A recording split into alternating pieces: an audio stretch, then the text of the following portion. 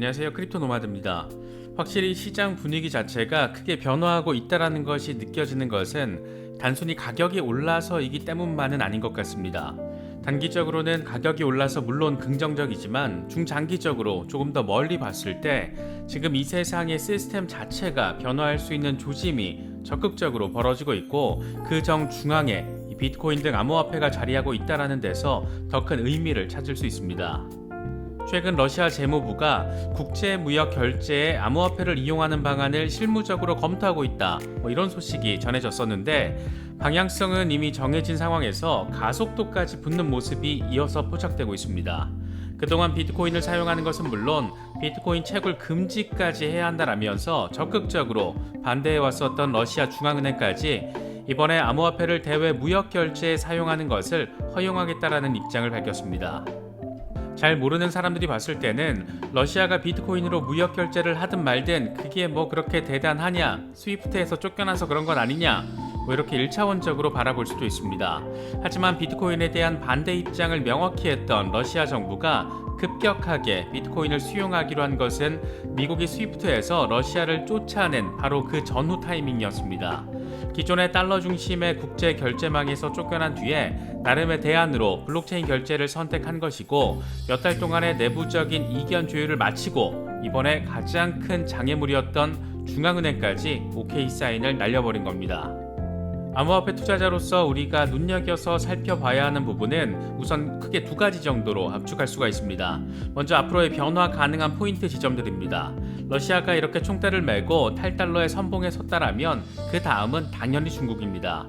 중국은 이미 국가 주도의 블록체인 생태계를 꾸리고 있고 그것도 아주 잘 꾸리고 있고 CBDC와 관련해서도 세계 최고 수준으로 선도적인 입장을 취하고 있습니다. 단편적으로는 중국이 비트코인을 허용하는 것을 비롯해서 심층적으로는 새로운 글로벌 블록체인 결제망이 중국과 러시아를 중심으로 펼쳐질 수 있는 상황의 시발점이 이번에 러시아에서 마련된 것으로도 바라볼 수가 있습니다. 또 하나는 이번 러시아의 암호화폐 무역 결제 허용은 블록체인 기반의 암호화폐 국제 결제를 도입하겠다라는 것으로 기존의 스위프트 없이도 이 무역 대금을 받는 통로를 만들겠다라는 겁니다. 재밌는 것은 이미 스위프트 역시 지금 시스템만으로는 살아남기 어렵다라는 것을 잘 알고 CBDC 송금 구현을 위한 테스트 작업을 진행하고 있다라는 데 있습니다. 스위프트에 대항하는 러시아나 중국도 블록체인 기반의 결제를 지금 채택하고 있고 하다못해 스위프트도 블록체인 기반의 CBDC를 미래 지향점으로 바라보고 있는 겁니다.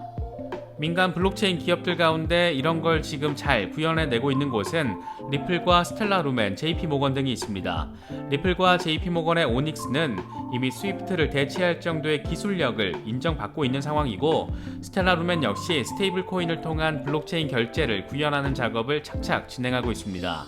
러시아에서 출발해 바라보는 이슈가 이토록 어마어마한 확장성을 가지고 있다는 부분을 느낄 수가 있습니다. 이번 영상에서는 러시아 중앙은행의 암호화폐 무역결제 허용 소식이 얼마나 큰 파급력을 가지고 있는 건지 투자자로서 우리는 어떤 부분에 방점을 찍고 바라봐야 하는지 이런 부분들 집중적으로 분석해 보도록 하겠습니다. 본격적인 시작에 앞서서 좋아요와 구독 또 알림 설정 꼭 부탁드리겠습니다.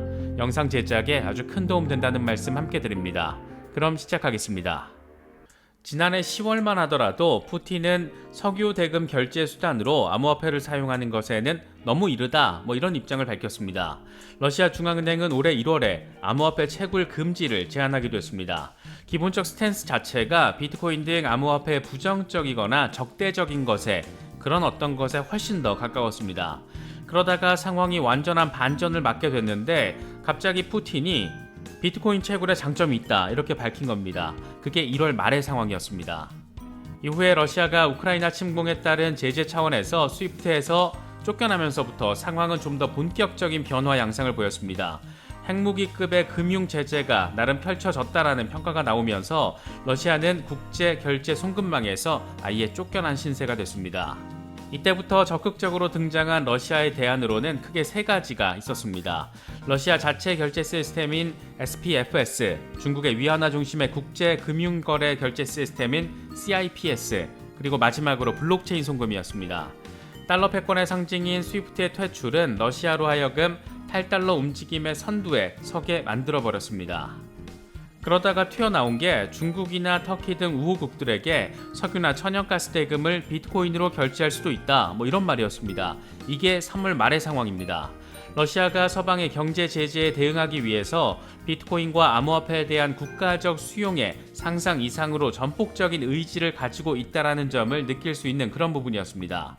국제 결제에서 비트코인을 주력 통화 수단으로 활용한다라는 것은 중앙은행이 추후에 이제 이렇게 된 상황에서는 외화 준비고의 일부를 비트코인으로 채울 수도 있다라는 의미를 담고 있어서 상당한 관심을 받을 수밖에 없었습니다. 문제는 러시아 중앙은행의 여전한 한결같은 반발 심리였습니다. 전 세계 어느 나라든 중앙은행 입장에서 암호화폐 결제는 통화에 대한 중앙은행의 통제권이 약화되는 것과 연결될 수 있기 때문에 난색을 표할 수밖에 없는 그런 여지가 충분히 존재했고, 러시아 중앙은행 역시 푸틴이 무슨 말을 하든 그닥 적극적인 스탠스를 보이지 않았습니다.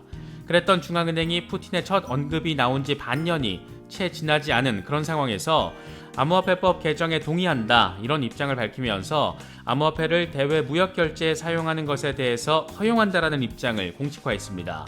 러시아 내부적으로 크렘린과 재무부, 중앙은행의 의견차가 모두 교통정리를 마쳤다라고 바라볼 수 있는 그런 부분입니다.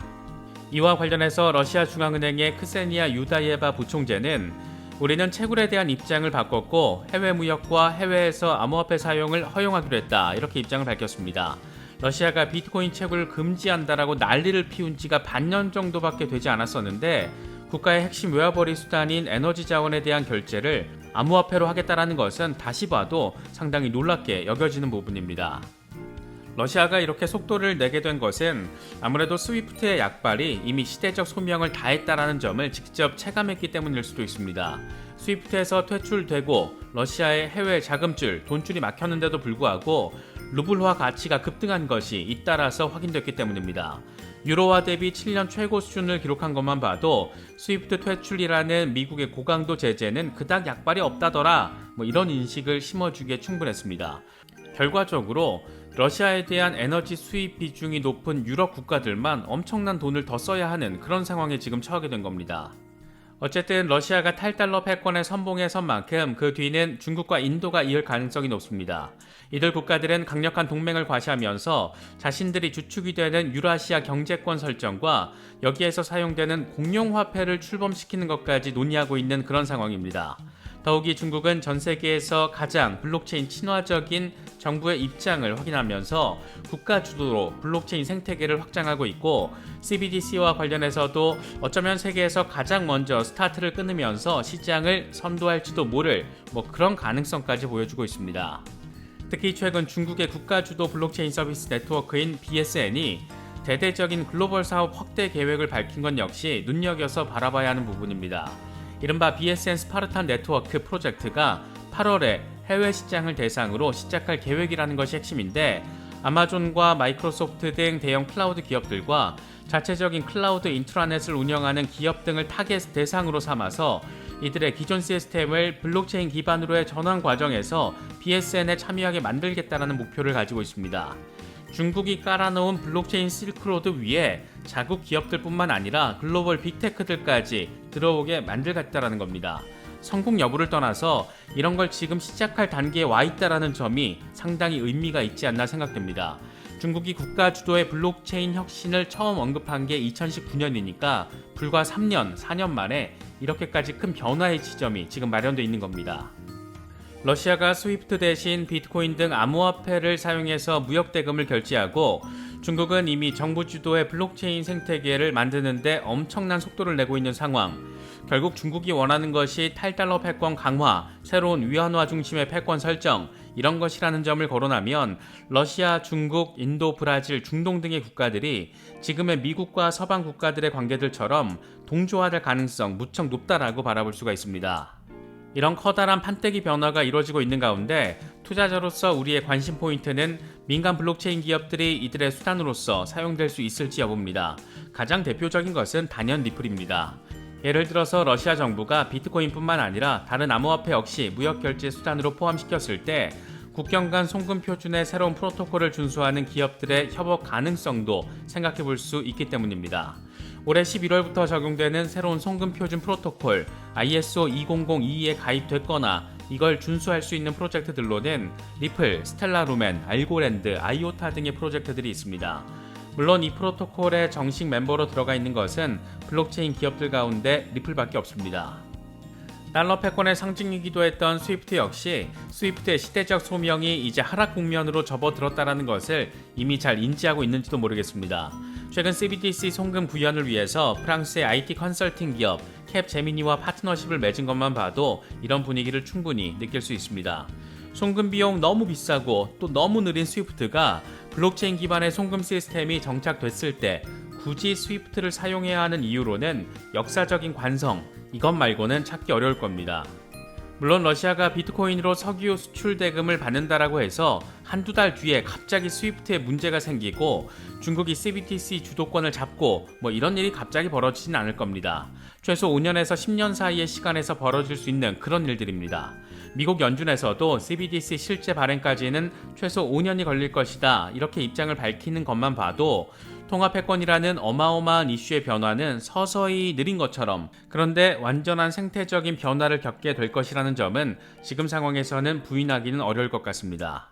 다만 하반기나 내년으로 넘어가는 어느 시점에 중국의 대만 침공이 현실화될 경우 중국 역시 금융제재의 일환으로 스위프트 퇴출 대상이 될 수 있다는 점은 그리 멀지 않은 미래에서 바라볼 수 있는 그런 지점이 아닐까 싶습니다. 이럴 경우 러시아와 중국 주도의 탈달러 패권 움직임은 더 거세질 수 있고, 이 과정에서 비트코인 등 암호화폐에 대한 주목도가 더 높아지고 중국이 비트코인 허용으로 러시아처럼 전격적인 입장을 바꾸면 시장에는 엄청난 호재가 될 수밖에 없습니다. 그게 2023년 어느 시점에서 발생할 가능성이 존재하고 있는 일이고, 2024년은 비트코인 다음 반감기이기 때문에 등락은 있겠지만 시장에서는 폭발적인 움직임이 벌어질 수 있다는 점도 예측해 볼 수가 있습니다. 지금 당장의 가격이 반등세를 보이고 있다는 점도 물론 반가운 부분이지만 세상에 큰 변화 포인트가 만들어질 가능성이 시간이 갈수록 높아지고 있는 상황에서 비트코인 등 암호화폐가 여러모로 주목받고 있다는 점은 사실 더 큰 의미 부여가 가능한 부분이 아닐까 생각됩니다. 아직 완전 제도화까지 이루어지지 않았고 여전히 테라 사태 등 상상 이상의 단점이 노출되는 산업 분야라는 점에서 어려움을 겪고 있는 것도, 그런 부분이 있는 것도 사실이지만 좀 더 길게 바라보면 지금 우리는 엄청난 진폭의 변화 가능성을 안고 있는 산업에 들어와 있다라고도 바라볼 수 있지 않을까 생각됩니다. 중장기 투자자분들은 이런 부분들 참고하시면서 시장 바라보시면 더 좋을 것 같습니다. 이번에 준비한 영상은 여기까지입니다. 영상이 도움이 되셨다면 좋아요와 구독, 또 알림 설정 꼭 부탁드리겠습니다. 영상 제작에 아주 큰 도움 된다는 말씀 함께 드립니다. 언제나 성투하시기를 기원하겠습니다. 시청해주셔서 감사합니다. 지금까지 크립토 노마드였습니다.